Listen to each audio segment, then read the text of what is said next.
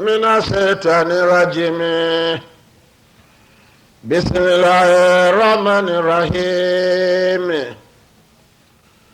وصلى الله على سيدنا محمد وعلى آله وصحبه وسلم تسليما. الحمد لله الذي بيده ملكوت كل شيء وإليه ترجعون.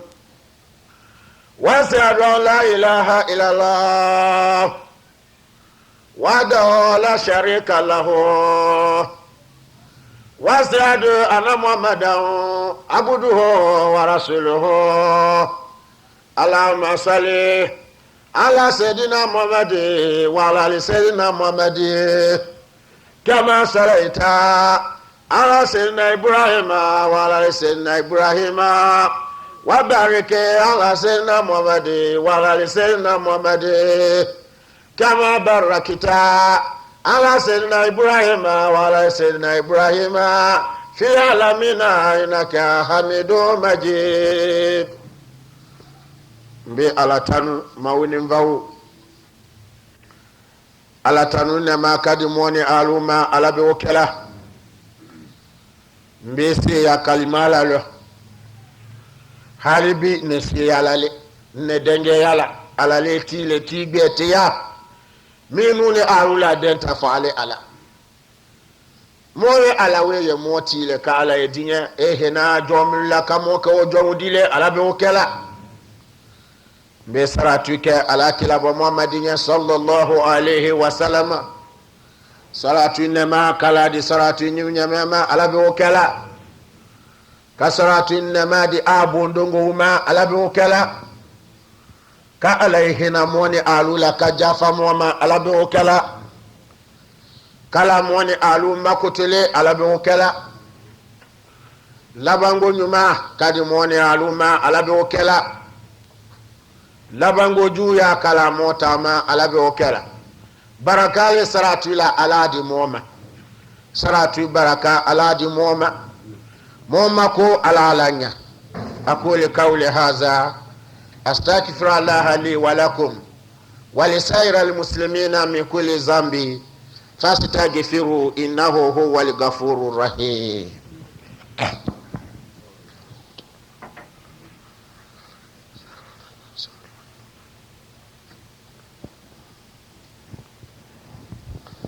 الحمد لله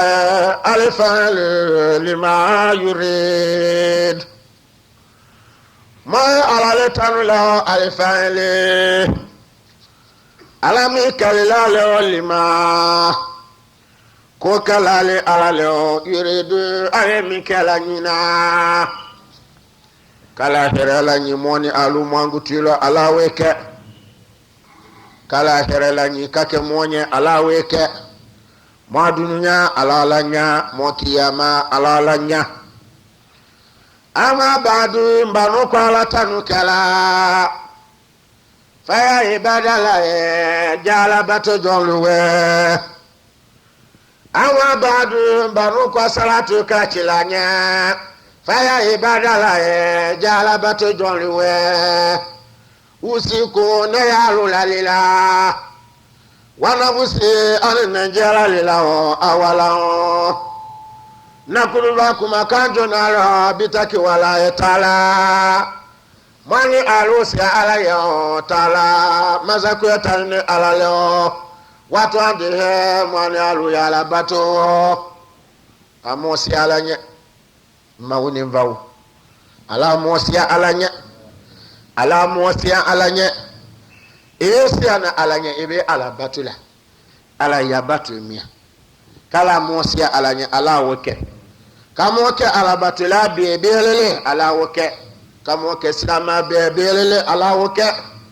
silama ya lo nguna fiya kamoni aluta wama ala woke tazaru madalo ko moni aluma fandawe me azazamani magakina mawati mine alaze nge watele mamadolo kalate ala amanatu lana de akole do ya fiye watemina sabadu latinu do ya fiye watemina kefa malatinu do ya fiye watemina madulu amoke kinama nuni alu jole mi ben dete fendi do ma bitu kafota di kesama ne yedi ama akenyama amo tere ni mbawu kafo mi tere ni o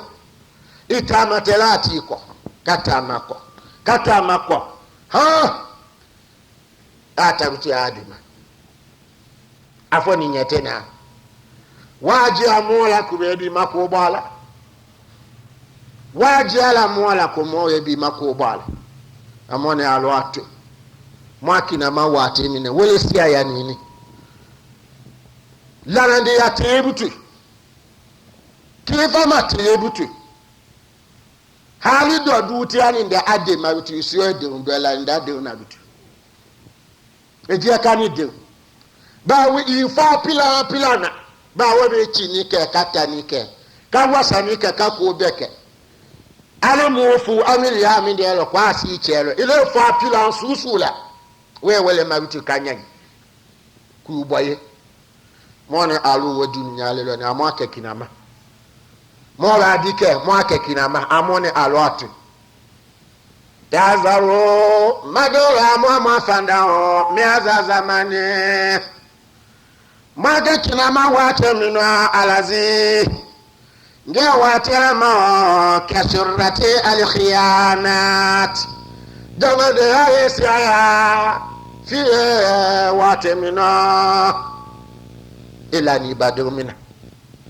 ke ino anda ini nelo amino na alalangalo itena kata ye ino gonyanyine la amone alwatu mi be islama ule mwangu tule nuni alu noni ilana ale ikakwa mo fi ale jaye don biere aslamu wa moto كلام محمد صلى الله عليه وسلم قال سيأتي على الناس زمان لا يبقى من الدين إلى رسمه كلانا بانجلا نمنيكي سي كلام محمد قوات دين ناتو موما فوي تناتو دينيلو فو دينيتو بوتي دينيتو ولي يبوتي ala moni aluke dine dongole ani do to dine we nyango nule ko ya ni nu ko ka ko mata de ko na ke ko ma mo do me wutie ka kitabu di kala na so ko diwan e kala na dia alomba ateye ele tula ala ko kidabu ko le wala woni ku ya na alo mi de akura do mi ba ku ya na alo itabo malo mo wo bi owile man are gusu aminga ama foilo ama lokalo ama fikiro ade ba dieta ko mi kamo ama so kamo we akana de yama adi ni sebetu fe de gbe ka kana kilo ale kamullo katata nyafe kakuma di kunka ajule kadi kunka ache madiale abelo edi wol amoni alwatu dazaro madora mo fanda mi azazamani makina mawate nino alazi jawa tele mama dolo yafutakiruna مويا وصلا بنصبيل باي فالدم لا فيه باتي موبال وواشكتي كاينونا فيه واتمنو مدر وواتيني موني الوتا واتي ولي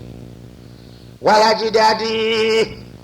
واشكتي دم لا فيه واتمنا والمواتي mo waso wasa enona bi na sabilu muati bal yabunya la fi watemina alima mi fakesa nyango wodere ne la ejeji aku etiye ka alima mi sule etitela ayna al jawadi furaruhu idha ra'a ma'aribuhu jete badenu ji amowula kabo badenu ne bekalo banu dio sadu ji amowula bekalo sadu sofa na nitene dote sode ji ala amowula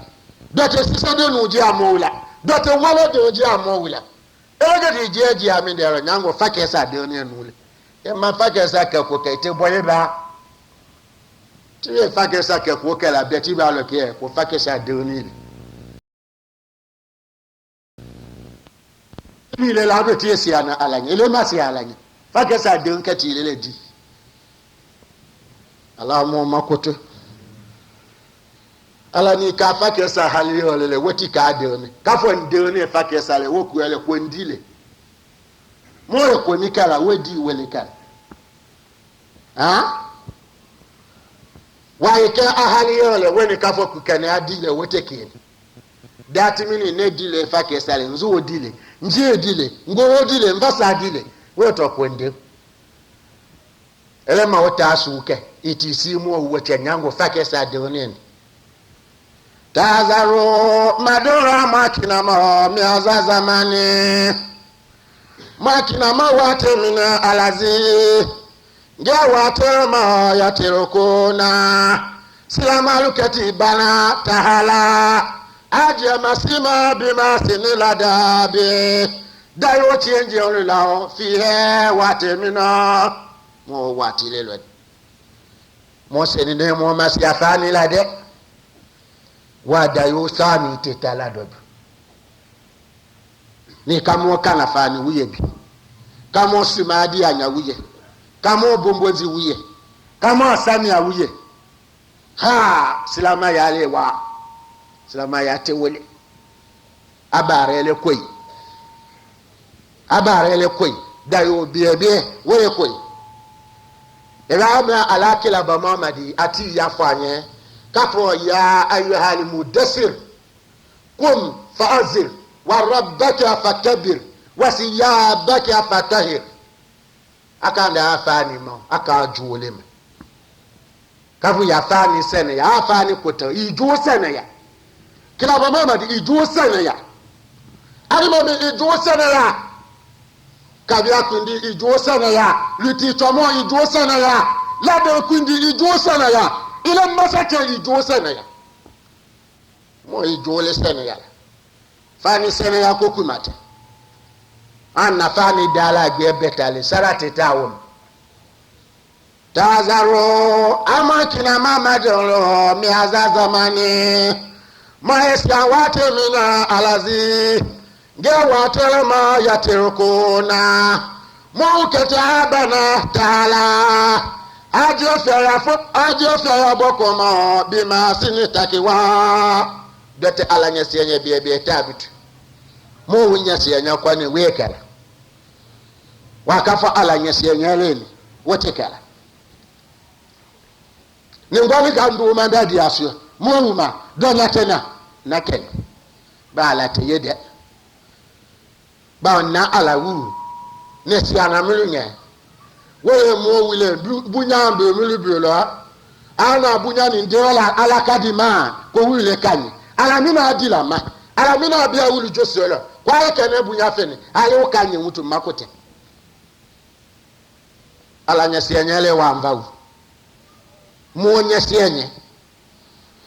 wakala la taala fi muhakami kitabihi yastakhifuna minan nasi wala yastakhifuna minallah ala kamid ayo mo bimo usiana amono wulen ate sona kasi alanya sianya kuma we fola alma me bi okutuba ka ale do takela nyalo jale alma mi ya fo anya bonzon ebe nyalo janne wala wa kwa ki nyabu son nyalo bule son nyalo te je son ikwa na ke yo video ka wo mafia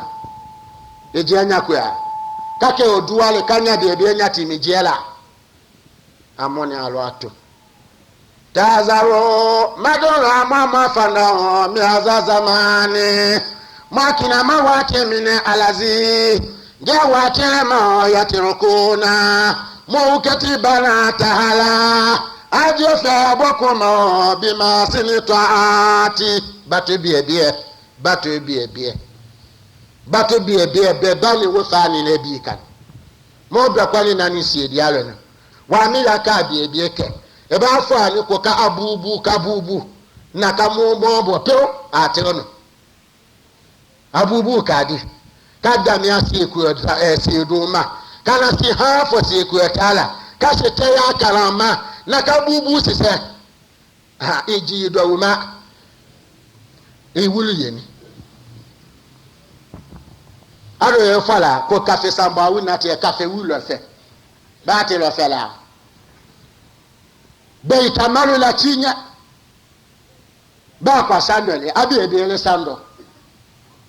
nu ya kele ma wa ka fo ndami kanyi wotal ka fa kanyi wotal kamo mo da kata e kadi ibi nyina asiro ya kadi mu ma wonyal wonyini ngali te mo se nyini ngali mina ewe wa wo nwa si da ma fi abi no nga we be aje ma mo chelewe nu ni alu mo se ne wala de he kwa ka aka hisabu lo mi ndio hisabu tasabu kabula tuhasibu madora mama je kwande bo kabula sani tuhasibu aina tanu kwande bo amomo je kwande bo ili je kwande bo la kiya batu mafia iteba ku edulu kama abi me e ala batu dako imusuku badulu kama abi me atade manyininga atamama ni manyininga kana isita ya kalanzalo kotaya taya wakati ba mi de dangi do kagbe ya tete yi wala miala imara batu kulule ya no ne a ala bandi do wuta ti on kwa kita ti on ta ko fani bi ebe yi kana ala bandi do wuta ti on kwa kilo ta ti du sta ko bi bombo zila da o kwa rule mo le be yala mo wuyo si na wala ti si na mini idana mini haliyala ala bunyala wala ti si ayinya wo fana tafa tazaru amakina mamadoro mi azazamani makina mawate mina alazinga watele mao ina kiramaku andalaye atikaku ibayewa suratul hujurat lo aya dinani yan mola moda kinga kote fali so kote fali kote bu mozi kote dalo dia kote nyakolo ya tinya kote bala moda ala fe mi be siana alani ala gata so abalutaku wole belo moda ala mo sia alani ala mo sia alanya made wa mo sia alanya de ita ala kamena suratul hujurat la akwina khalaqnakum min zakarin wa untha وجعلناكم صعودا وقبائل لتعرفوا إن أكرمكم عند الله أتقاكم مودر مودما مودر مودا مودر موديانو علانيا ولا مولى مبيسيانا علانيا على موني ألوسيا علانيا مدعو على موني ألوسيا علانيا مدعو على موني ألو بنيا علانيا سيانيا فاني على ويبيا موكان mo wakati tiano alanye ikabunya so wala abunya te farala ejuba amadu ila ala makosa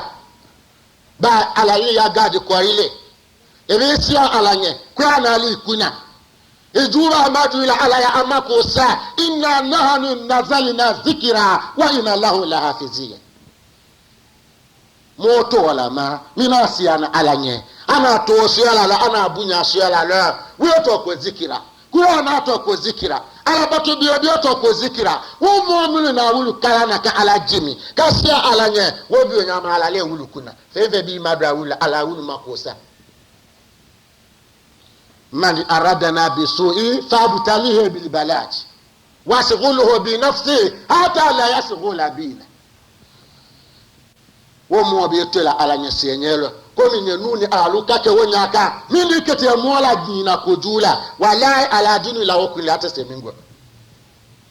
kala moke wa ala nyesenya bo asulele ala oke tazaro amakina mama jono mi azazamani mayakina mawati mine watazakaro mo fana mo hangi bia yom بيامي لما لا ينفع مال ولا بنونا لا ينفع مال ولا بنونا لا ينفع مال ولا بنونا ولي كنا بو ولي جابو بيه هنا تكا ولي منو تلو تكا ولي مني نالو ولي متدباشا على كلا وولي تموبو كبيرو منا مدوا مومو ملي ولو مدى de fou, de kazolila, de babiri, de son, de mofala, kawalita, kana, kayilela heji wala, wadi tinyalila, wati na mo ba ko bi le mi na mo si awolo nyade. Amoni alusi awolo nyade. Mama boya ba. Haya bielele. Watazakaru, mani alu mamile o yoma. Mani alu mamile tikioma. Tuwula sarayir gbanali tete alomina fama lawo mi kuwati ito na bona kafani bi fami nyama tuwula sarayir woku ewiti alomina eti fami do mandani we nedile moya kiama eti le da josola ni politite josola mi na ifami kala josola dala ku fami kana yewe wala wi to mo be lo mina e ba wa mo wi ta so ka madula abi nala abi ya fam dola amaka jema fama la ho mi guwati iti mo dola idamina ka fo iti nya bongwa ino fi ala mi dero wo do ti se fanya so ala lo mi no ka fo ekuma wala nasiri ala ti ki jebe tama jebeli lo de yamo mi ta ifa ki enyo le jebela wo de men la uteki ifa lo mina yawma tubula sarail ileki ilanu be josol ikoba ima inyebu lo fiela akidi o amedia a inyebu ma fiela wo do ni di ile biolo wo be makadi nyaya ama sedaki yama ina dominu kala alawo makabaka maka amoni alwatu amwakina ma tiki mbisai alabi ina yawma indala yakalifisana tiki umi alabi ala sosolanya na ka kono le ko sanwaki endao atiki umi esili imalo mina weka yule fi atiteye amoni alwatu amosia tazaro mana alwakina mama dalo yawma miaza zamani mayakina ma watimina alazi jawatilema jarati salatin prefera tonoli besiaya fie watimina prefetonoli lau aya mbasa ya tike faka nyusi fanda wuleka moni aluwo watilela ni amakina ma يوم لا ينفع مال ولا بنون إلى من أتى الله بقلب سليم وتيكي يا علبي تازروا ما يراكنا ما مدلو مهذا زماني ما يكنا ما واتي من الذي جواتي ما جرتي على أمراو جرتي على أمراو قلنا لي ولا تنولي يسيا فيه watemina e gouverneur mi ndiye e préfet mi ndiye e buso ala lajina kono kafo mi aka ala nya afa ala ni adu me mote na ataya abedu afa ale ko la ilaha illallah wa na muhammada rasulullah beladenu kane mo ki mbani ndo kwa dini mbani ndako chomo mbani ndako amoni alo amakinama tazaru mali harakina mamadolo mi azazamani moyo nama tamale lani mwakina ma mi azazamani watimina alazi de watele ma jarati ali auzarau jarati ali auzarau minisiri wulu atanwali yesi ayala ofie watimina masa wuba akela wulu afili inona ko minisi wi anyabo minisi wi afili ni inona wulu atala ko gulala wi anyabo wulu afili ni inona wulu ata ko perefe wi anyabo perefe wi afili ni inona aya ata ko meri wi anyabo meri wi afili inona wulu ata ko duti wi anyabo duti wi ata ka jasi inona wulu nakawata kawadilema ku anyabo iwi kawe mo ba yakole kisi woka ememilia يوم يفر المرء من أخيه وأمه وأبيه وصاحبته وبنيه لكل امرئ منه يومئذ شأن يغنيه إلى من الوقت ما كفى نتلي دوت سدوبا كو بيولو مي كو نو لاني نو مو كالو دنيا يا ن على مي لو كياما كلا ماما دي مي لو لاني على باتو دو دو يا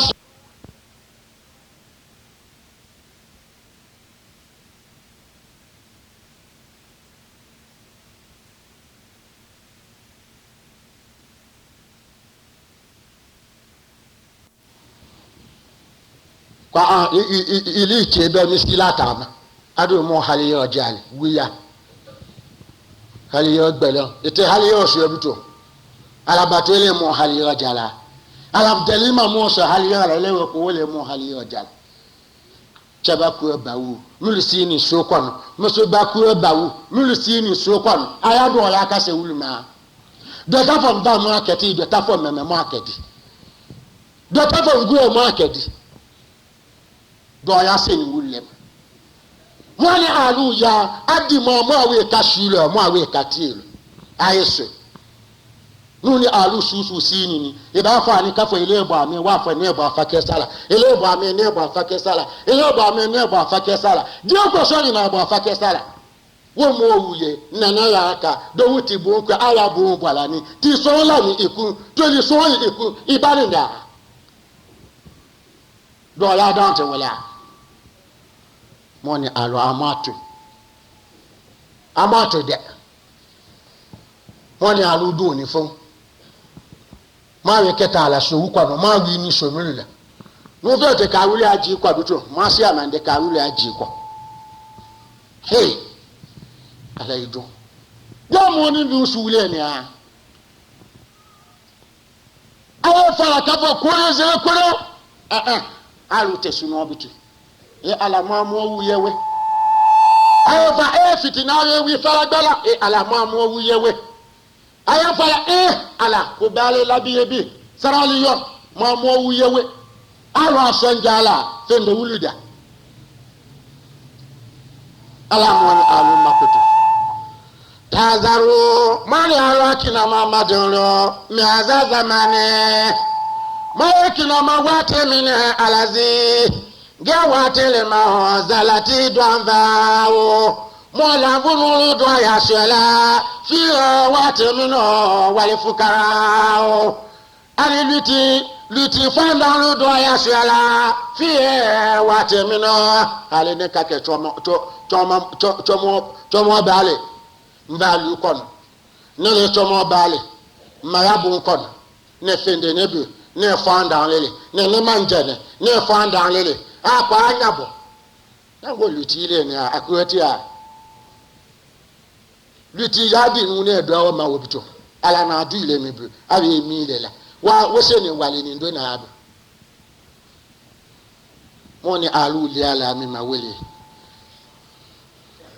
ala ya video si ni mo ala kamo so mu ji awele beta ya bi fani ko beta ye bongo amoni alu do ato amato tazaru mani halu yakina mamadoro mi azazamani makina wa maye watemlani makutu kedabia wa ma fi mi asoba بلا شريك له نون ألولا من مصيبتي أيك كوكو مصيبة فبما كسبت أيديكم أما بالله كومي موكاني بي وكومي موكاني بي أما سويني موكا كولفة دويامي موكاني بي أما سويني موكا كولفة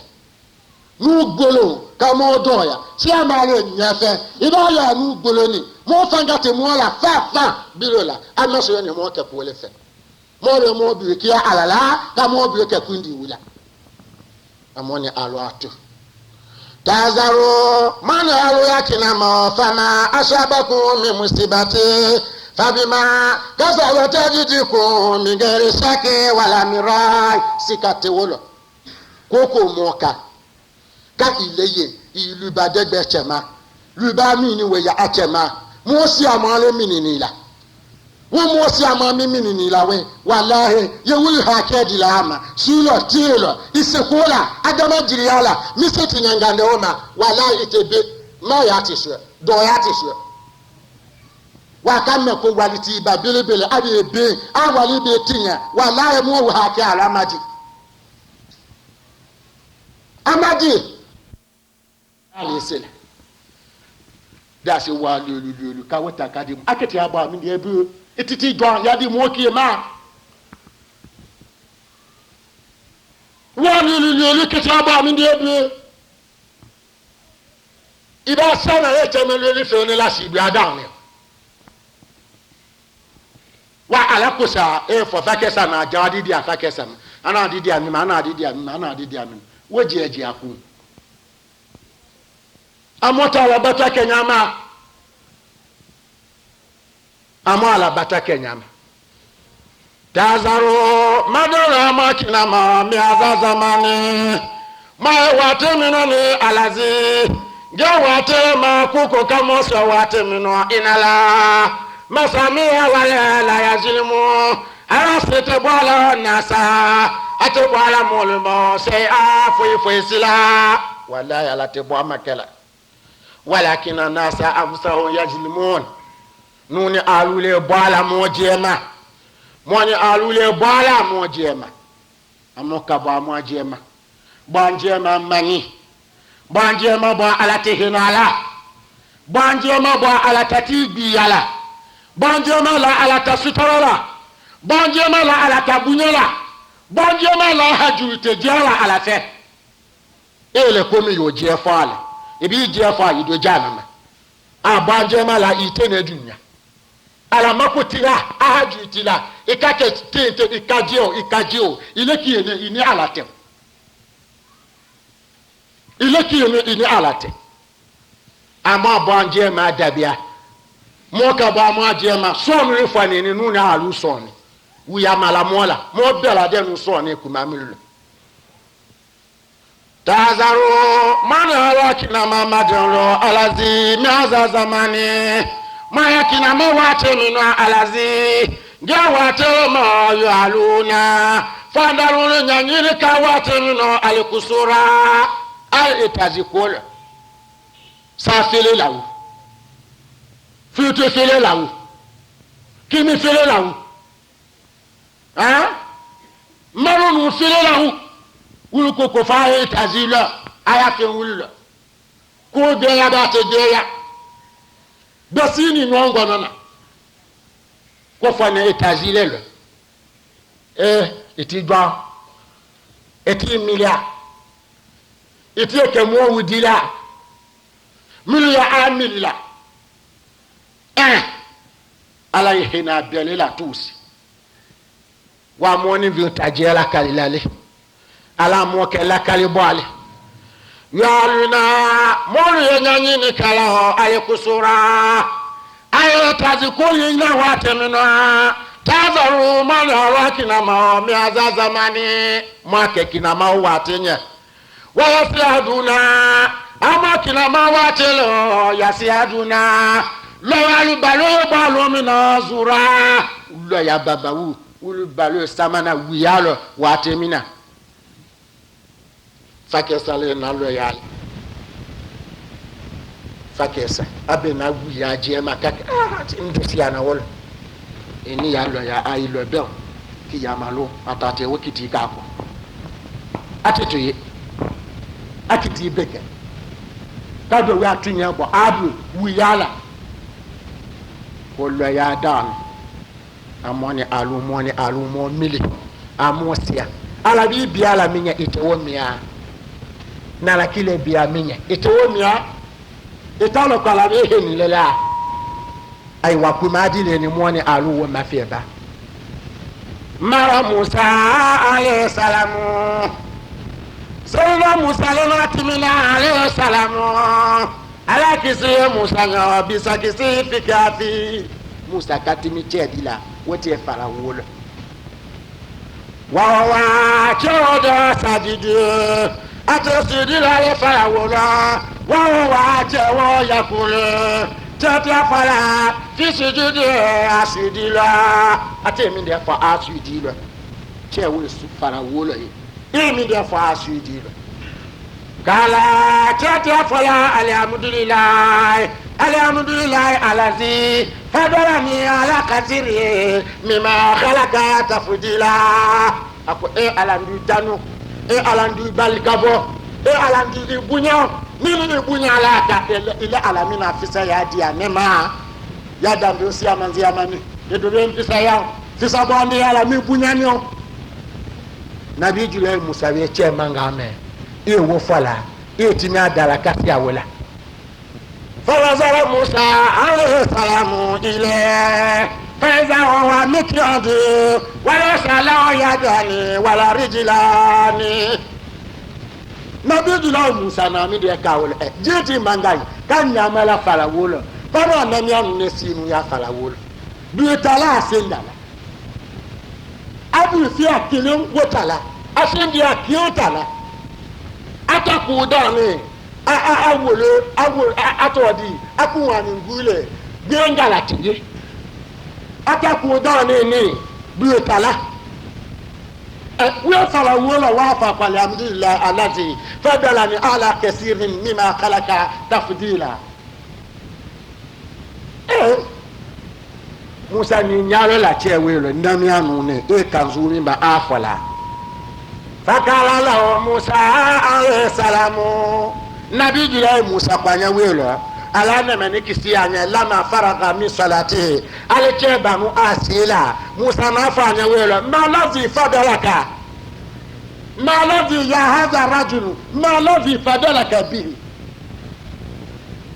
apo ila ala balika ba fu min dia ma pala bila fisa wo fisa bonde ya min dia ne yibu kala chokolo ya budalai ala jawa Musa badalani bikauni kalakani muslima wala yakilitini kafira ako ala nabi jila Musa imalo fenene bia ala na fisa yala ala ne dan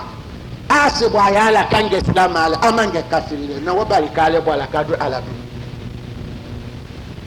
na go muslifa ni islam awulela islam awu mo be mo tonola mebe mo tonola ale mo kata mo te fangation mo islam no wudo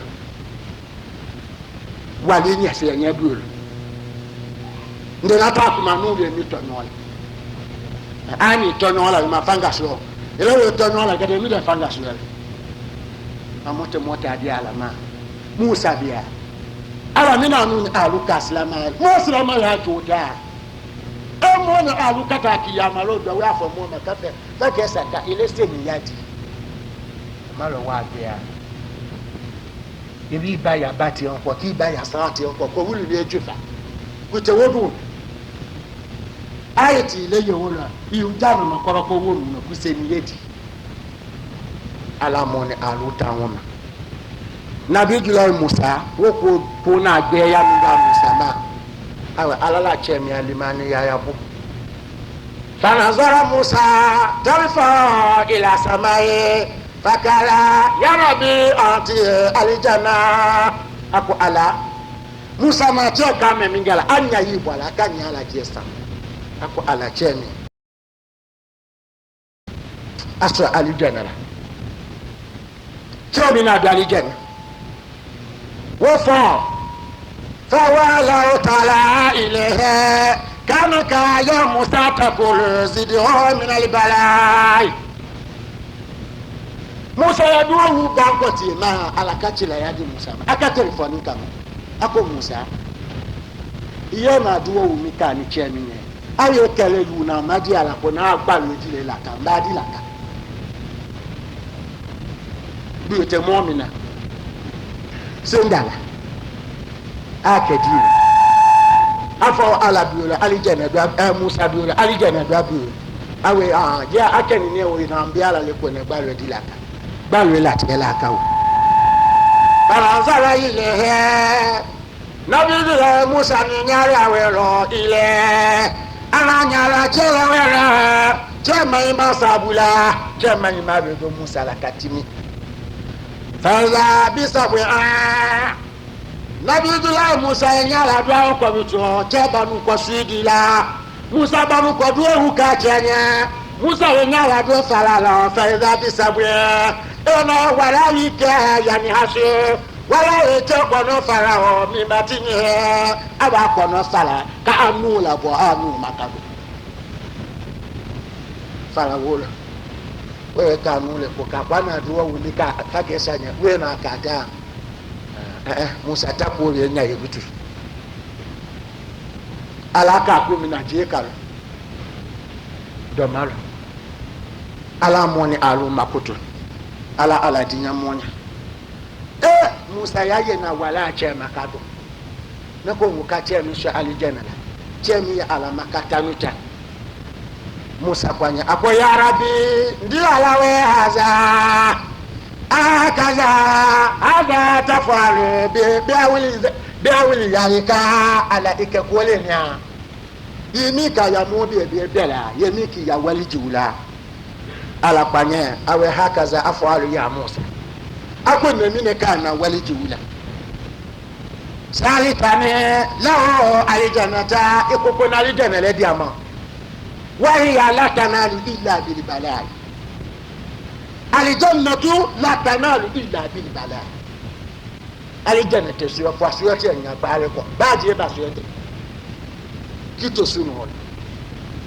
ina ba ko na alijana di manga ma wucha wi na akela na danu la akoka kotu ban da fala na la gari janna ko wala ba ne min gara ni bito anya maka ne ne atali janna ala bi le bi ala mo mi jinya ile gbanya itinyaru kwa ma ko fa inaro masa wile lo isuna le kaba itake ikazo ni kaba itake iwuya fa da itafo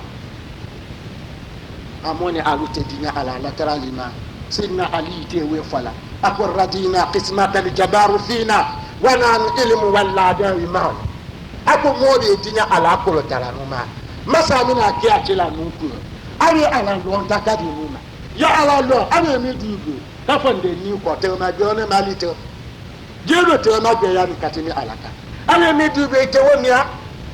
ala moni alu makoto ala dinya moni ala jafa moma kuma wo fo kune islam afọ ye tọrọ yale ikanu ya Allah hakuna ala ko pile minge ile boto woloti ni keti ya Allah hanya nyina ila hanya ni ko sala alijana di ma ibi alijana fi ayi banu na do nawo aduni ya sijini ni mu'min wa jannatu li kafir dunya ya mu'mini la kasolele mu'mini ala akasole dunya atese la hasuela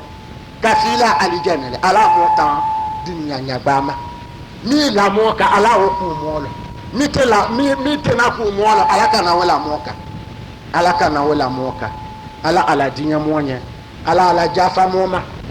ko ala nya ala mo jumasira Allahumma aiz al-islam wal muslimin Allahumma zulli shirka wal mushrikin Allahumma anzur bi fadlika sultanan Allahumma ihluka al-kafarata a'da'ana Allahumma amina fi awtanina wa darina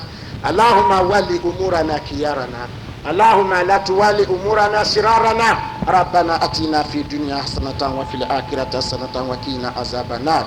وسبحان ربك رب العزة عما يصفون والسلام على المرسلين والحمد لله رب العالمين أقيموا إلى صلاتكم فإن الصلاة تنهى عن الفحشاء والمنكر ولا ذكر الله أكبر والله يعلم ما تصنعون. الله أكبر الله أكبر أشهد أن لا إله إلا الله أشهد أن محمدا رسول. أبا كسريكي على كأبونيا ما أبوني من ديال الليمانية أبوني الليمانية على له أبو كسريكي على نافع وما كلاب ماما دي بيو ebe dunia fangi o ka dunia jate si dunia mo be ka wo be ta ka ke fangi ka ba ka si kila le fangi ka dunia mo be ya limani ya ta ka ake ingonga mitare ka garamu chemeleo mitare ka wakino mitare ka miliono ka wo be la denu ta ka kingonga ka mana jasi tano jabi do mini ka abi do ta sa ka asita abaka si kita limani ya ka wo la ja fangi na ta kabiela denu tata mi be sa mi masabao mi be sio mi masuebao ka odiela denu ya limani yake jabi ukiona abaka sidikitale po awarato abaka sidikiwe chilaka kuma difan londila ala na maleka di ni ajeye na awe ala idinya nenzeno tama ya alijenelo kuyena aljanero tama ko in kaba wa biwunga ala kawdi maleka kaba awa biwunga kawbi maleka ke wala asibwa yalo maleka wa biwunga wunga kawo sangala do akaba kingi na be ko maleka wa ati aljana kono sai kama wunga malaka wa amakati sai kama wonwa alijana kono suye kabi temi tie kabi temi atina akaba adibe kumuna adita malaka wata mi sala fa min dia kafa be so kibe ana dena minge ana jariyanu diye na ye muso chiondi alijana muso di tie woni wondoro ya bunya ma maleka ma atima wenye mbaka fo we alabuye nakabwa alase bwa ya noro kwa le maro we noro suya alabulo aka suudi jariya nu won noro matima jariya nu okoko subhanahu wa ta'ala ama yusirikuna awe suudi fende nele ne alada ni tonele itemi ne teni alale na nela dana ako ho na feki manyinga awe ndaji ni utinne alijana la banwe koko kwa ka chemi makwa bakasiki ala na plasi mi di la wona alijana kono kabe ali mani yamba wo plasi lo tara nu ko sadaka imawo saba na mano baka abu atofia yebe wedanya bakasiki dunia abakasiki wana ni bejite wala kamin dieli mo wa fa bakasiki ididia akola amanu makira lahi wala ukiana ihada qadama ya fil janna akona abakasiki nde duti akafa ala tisedemi ala sen kando alijana de yalo kanga jana madoni kando chene yalo kanga jangalo tole kando bana yalo kanga fanda nune kando masa yalo kana jema kanga fam ato di fanda nune kando bana yalo kanga bi kuone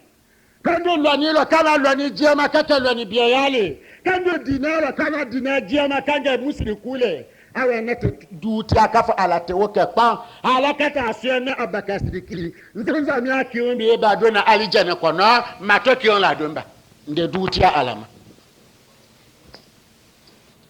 una arudo eba dona bitu mo ayene nisu alijana dem mo be alijana dem jana ma dem fiate mo lo nyo jesta ne yakoso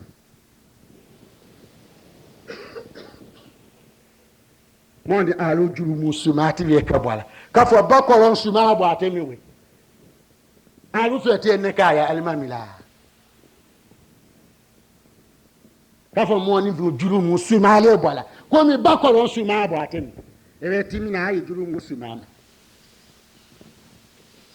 amoni alutata amosia alanya amoya alabunya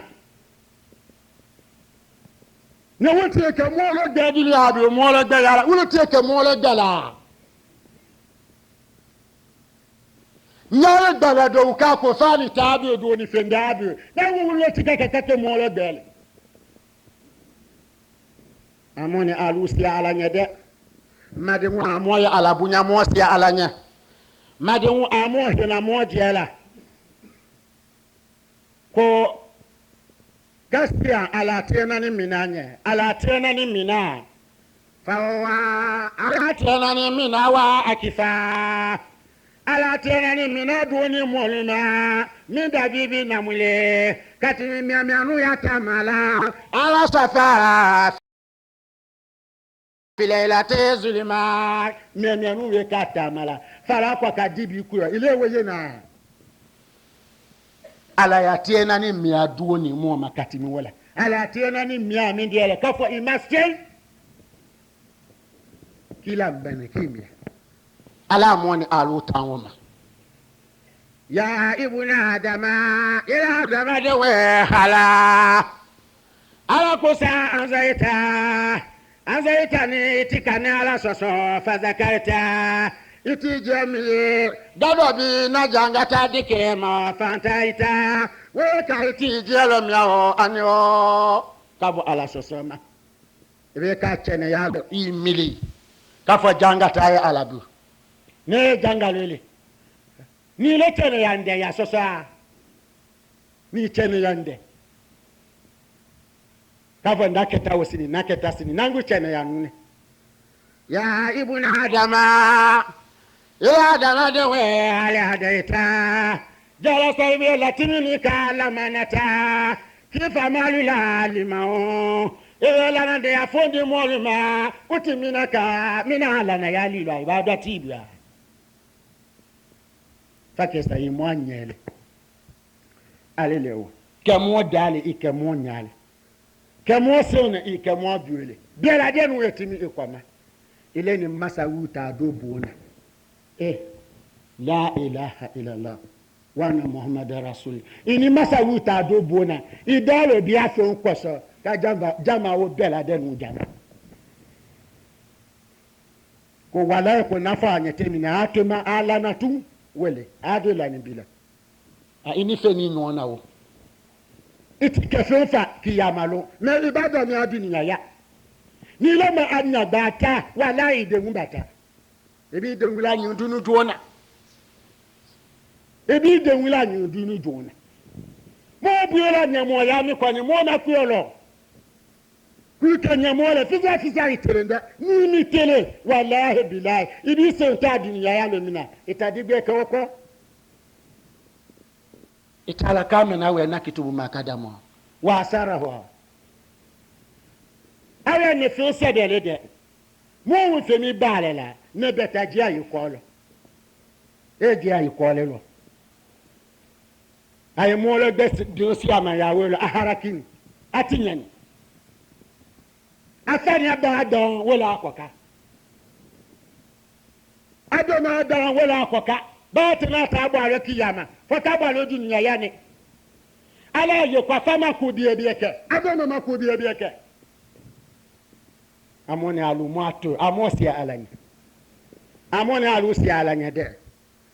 ya ibn adama ala hasanita lima asa ileka ilanya ikabiyadun la asa muteju ya la ileka ila adama dena ilanya famila mo miluti akwa kute kefeni ebe kefeni jala sa ilanya wulula nangwili ta juisi adi agbere yin na bitukwa katira la leba ya juisi ala bawo mi bwa afo ile makute kefeni I kefeni woti nyana ikebe mi na juisi abitu nangwa ala nyalo chenele ti ile mabitu ya kado woti dama kadi ama maitatia mva itatia ngwe itatia ni lete niteka wa iwe mina mbajani na miti afale so ko nete kefeni iguti na no we te kefeni ya dunya tare lo bitu iteke fene ibanu go juice atola ijema ala tani na bo wallahi iteke fene bitu bali ba ja aha kele ala we ba juice ala nya woni bo ko fa yitasia o ka ala no ni de la wate bitu ya ibnu adama ila adama de ko yo hale ambauta jala ye gbangola ka ama awe jafa fadon ma zalamaka jafa ye ka kabi adon ma zalamaka mini tonyola ale banu ile tonyola ala kala malu ya inya abanu ko maya inya ina ta minga kata do kasila we kete mona bula ado ye maya inya na latina dia ila oyi wi ka ato fo dunya fam bedia ka bela de ka akuna bia we kete mona bula ya bani adama jala adama do hale kalamuto jalalu we kuma bia ma awe kuma bia moluka hajaraku muya datlala ani ulwe kuma awe ta datla ilela bebe kuma ife ile ba ye bitu ya jama we sia ya ko mi ni mitite kuma ne fe na te kuma fe bitu ebe ju ile sia wa ala moni alu makoto wale wasalitu ya bani adama jalo adama donu we hale wasalitu jalo adama donu to ama ala tu morila kata mu'minuna ta'ala biku alu adama donu mina tela ila ele witu wala moni alu ten ani do weekend ani wale ko biel aye ka fene wote fene bito wote barala nyangu nyali eti wolo eti de femi dana ni fangale abi ibusi amandu kuma ala nanu ile la wila kati mi woko kayo we kwati fomanu ate komanu na lati o kilele do amoni alute si alanya ala mo si alanya ala mo si alanya de batu tala alanya si nyele koyo misila na tala alanya si nyele koyo amo si alanya ka miti damanu mitano ale timina do wi amondo ma fiance ya lo do be da mi aka fo lo le bi kada mi aso manda no makasi wi ala wi lo ala tale kalo ko wu ma fianwa abendo wolodi ya ibnu adama ila adama do ko yangi ila adama dinama hali hasanita hali azafuta mao khanaka ibi wani gba monya mini jambala ibi wani gba wo monya ikake mosu le mina fa la akhirisi la yadi fi ardi la adi kafande naji na fama semen juya lo kwaka ite woke ma inyati ilale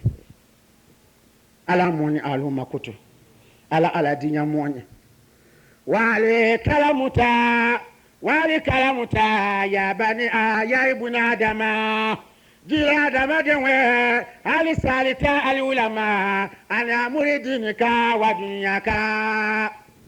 e kamu manyin ngalo kisakia kafo si don ko media sun ko media heji ko media wa dunya ko kwani ya nyin ngale o made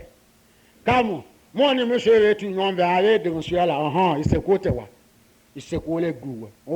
ale guta sekole ale de nsuala jelo timiya ko nyanyi haramu fe ale ta manyin ngale wele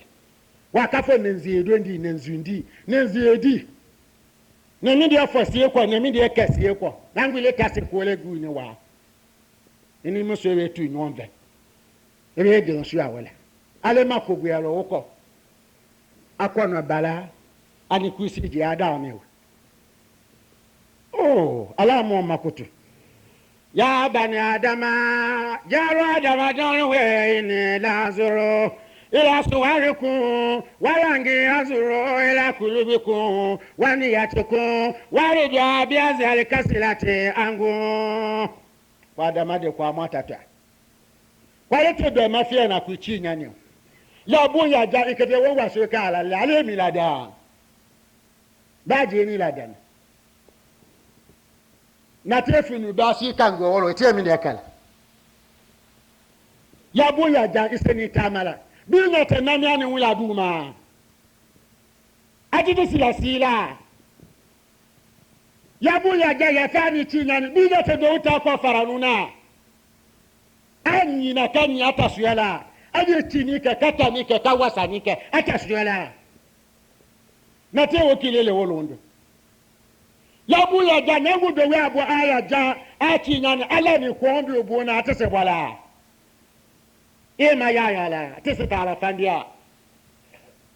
ala ko kwate wodi mafena ale na wala dana isauri achiwe ale makote wala amako mina yana joshua mi ani imilia ingani ala mako wela we kwasha abi edinya de yitake akwani bela de no makono na ala moni alu makoto ala dinya monya ala kana moni alu la maluya ala mo sutara labango nyuma ala di moma ko kajia moni alu la kabana ngo bale kuma mine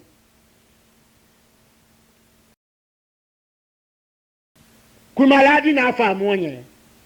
كانت سنة من السنين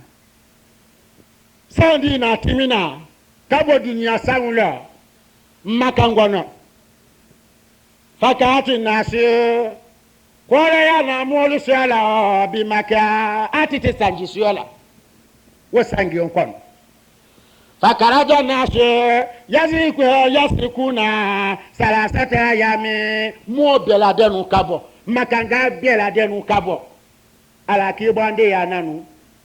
akata salatu listiskai ke kala desi kenalo ay asila ay batula alanya ko ala yala mi tisaba ay okela la taso asanzo kwa na kiamba uye ba kwa na kalana kwa na weju kwa la sanjidi ala kokwatie kwate sanjidi la wakani makanewo ala moni alu makuto ala dinya mwonye kwa na jini makami mangawe ma ajire juya ala mo makuto ala dinya mwonye ala mo makuto ala dinya mwonye ato obi onyama ala maso sana kala bunulahe bunale mubarake kuletu yele nafuse ala mo badi te wate makangono ali mami balete lo lalete atensia na alani woko ajielo welo ama fodonyo konya na mo masanso ba bebi la de kata ala madoso sana ba iloba akiriji membene hawila yale kaumi na bomo mlu woche wadu la taala neta ala deli neki fasa yaramani rabi kusala nahinana wayastajibu duai ala nana duwa ujabi kusaye moso sana fata duai ala nana duwa ujabi kusaye moso sana fata adu minga ni misi kono falamu ali bisi hata dakala gulamu aswadi atonya ala welo faninge fundi nani atu aye welo ale nya wela wonya tala aye fala wonina aye misi mi kono faninge mi fini anya doro boni wa wala afa ni ko beti nyani wo kana dun kale tu amisi kono yeno amutu ma lo ku ma mi na de nuta nya mo ya tala mi ya fani bi chi nyala ala jo ma be de songo ka mba fala tenda fala ala mo makoto wodo wala tala wala yeno wasala rakantaine akata alikambia ti fanjewe ale si ni misi wonu na sa wonya talela sucha madiale ووضع رأسه على الأرض وجعلها تعالى أكا أسيابي دوما أكا سيديك كألكي وكنت أينا بلو لا يكن ولو أسمعه أكون دي ندوي مالو لا لفنجي كام ندوي مالو لا فنجي مالو نجي يقول فنجي تفلا إلهي إنا أولاي أمبادك كاد يستطيقوك 3 أيام فنجي وفل ألا يا جو يبو آتي سبارين آية على سيكنيلو كياسو سانجيلا فلم تسكيه إماسو سانا على إتياسو سانا فبيانزاتك على مبينجي يا مسيا بنيالا لا رفع راسي أكون دفن نغونا وي كابو سيدي منا هاتا تسكينا نيماك آلونيا إدواك نكواسو ومتي دونو ميني لوچاك مواكو نكواسو فنجي يكونا ويلا ساني جولا wawa to ale dotie atabari suela ale to nya ne bele achi de ya janlele mo we abuye de na fe ye don na ma fe no ko ka na ma sa wu gbe na ma sa ni awu ma che ati sa na so ka do ala mo ne alu makoto ala dinya mo ne fani je ma ku na wi tie ma ala kasandi wakama wa madwa afana ki wi die ha woye kana kamo jalala ze ko tetengo tongo a de tani wolona ese chanelo kwa sansu a maswe netebe bo misila ni sama nanane a fonje kabo bien ete takedo yayi kabo kata ya chedo wala sa wona mi de kala ata dakala fil baladi akabo walo kadu sokono fadakhala dara akata do luidima aya waboto miskila fawakaftu ngadiako nena diala ko atani dabo mina utu lumi ma ngalo wo lukuru dala abdullah ibn mubarak kanen fakani to honaka hata kharaja wahid minha akon gazi dala ye ndio mi ndio kwa na nafe mu odi bo kana nzo yi fakultu lima ya je dara ngawoti nyinga dobo ni kana nzo yi ngafo onye ngoje na luni kala li fulan ako chedi la lui akati to foni fada kalitu ako ngado lu kon nena do mi nga lu kon fakultu uridu asitara mamuluka ako ne jonza ndanyi nela aka lutinya fanje bo mi sa duwa ukedi ala kata do lu mi kono fanje malo do yako so ni atani atia misi kono abdullah ibn al-mubaraki ako ne john sanda nyine la ne john sanda kakidu yadima nasa farada ala malike gulama fakulti udu gairaho akana fanje jandile wochi nyane abo aja amakabani ako ni kake jwangwa itemisa ako ndemi ko ako na ku akaka ye wodima e fon nje we ko fakala luti ko lo ina ma gulama fon nje ko so ni ngine mbi ya no bitute lakina la yisla la alinga jirani elegu ya ye patitanya yiminyi na ke wonya fakultu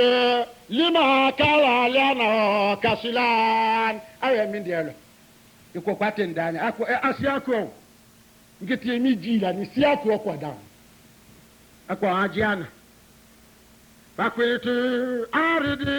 alaya akwa jiana ba fadaho fabusaritu akaki ngaye ana kimingala kwala abdullah ibn mubarak akafoni njeye fakultu ako wala kale raditu ho nako ba akale ni timi ni misila na ajoba ma wala wakande kwa kwasania ala mu makutu aya fabi kami tabiaho ya kile la jila kala asitaraitu bianzi na dinara awe andia fere ndia fe kafere dinari mwane la tu lakinahu la yusawi asarata dinar dananir awe wa mbiodo kala atete de assistance la fi wakati baza minga biazina dananir akodi awe ni mwane ko alors nebe se kawadima ba kabare le tu kuna masani bielo فقلت أسترعيت منك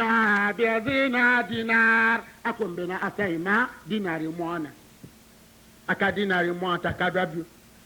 أنا دينار موانا تمنغل كادوبيو أنا فنجنو كابو فقال لي الغلام فنجي فنيا يا ابن المبارك لما أسترعيتني فنجي كان ينغا أكو ابن المبارك عبد الله ابن المبارك أكون أنزامين ديالو فإني لا أتدمك أكون ينغرو بنيان ده نجو دو يعني إن أنزانا كوني بارمي كنيندنا هو مانونا إتمانغ كانزا فقلت ما اسمك أكو تودي في يوم قال الأهيبة تعرف الأهيبة أكون دولي kani nyo elu na akani nyo place ile la akani nyo ya dale la awe ndo walewe ani ji kanu ala dete ani ala le kanu me ibe tu la bitu ba na budu la bunu mbara kitima weye ati na ya mu la akani nyo قال فجئت إلى بيتي أو إن كان للنجال أو كاكوكو كابوتني